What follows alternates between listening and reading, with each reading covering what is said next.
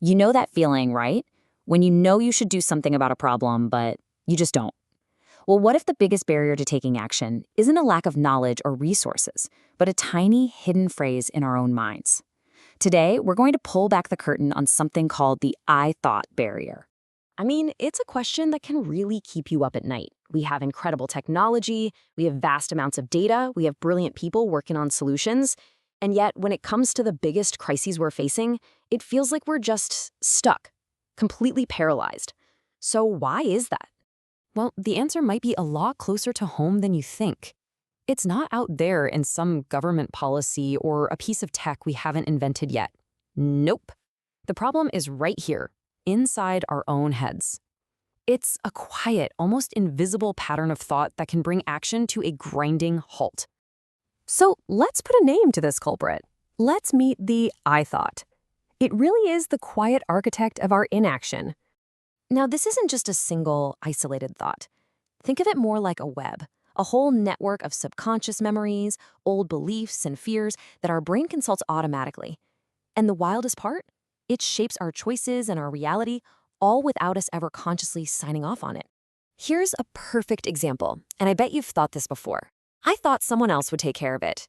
It sounds so harmless, doesn't it? But that's it. That's the I thought in action. It's the perfect little mental trick for diffusing our own personal responsibility.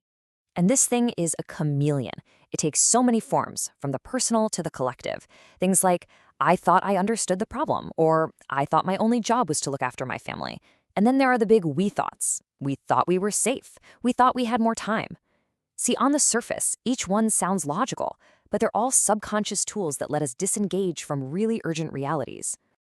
So how does this mental pattern actually hijack our ability to act? What's going on under the hood?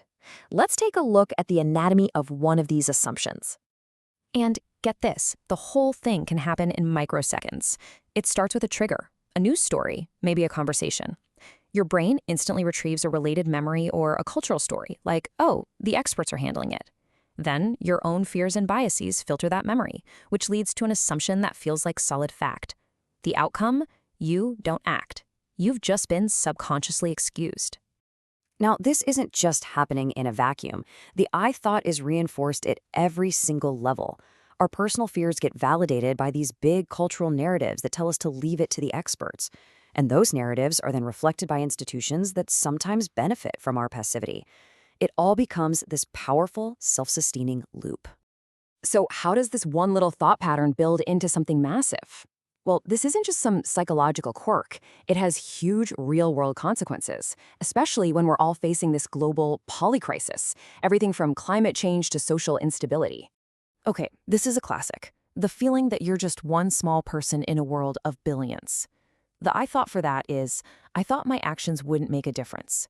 But the reality is that every single major systemic change in history was the result of countless individuals deciding their actions did matter. Or how about this one? Deferring responsibility. I thought the scientists would figure it out. And look, we absolutely need the scientists. But their brilliant solutions don't just implement themselves. They require public demand and political will to actually happen. And guess what? That starts with us. Now, this, I thought, is particularly insidious. It takes a real problem, the fact that politics is messy, and twists it into an excuse to check out. The result, it's a self-fulfilling prophecy. The system stays messy precisely because the people who want change have decided to disengage. Okay, so we've identified the problem. It's a powerful, subconscious pattern. But here's the good news, we can consciously override it. This is the crucial turning point. This is the shift from a passive assumption to conscious action. And the transformation is as simple and as profound as this.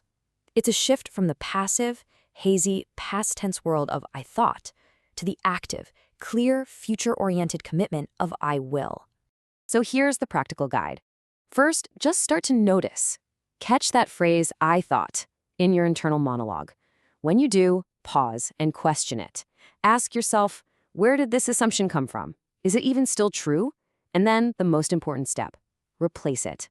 Consciously transform it into a commitment. Turn that I thought someone else would into I will find one way to contribute. So what's the real takeaway here? It's that the biggest lever we have for change isn't external, it's internal. It's about upgrading the very architecture of our thinking to meet the challenges we face. And that leaves all of us with a final, powerful question. The I thought is like a dream state, excusing us from the present reality. So the choice for each of us and for all of us is whether we continue sleepwalking or consciously decide to wake up. What will you do the next time you hear yourself say, I thought?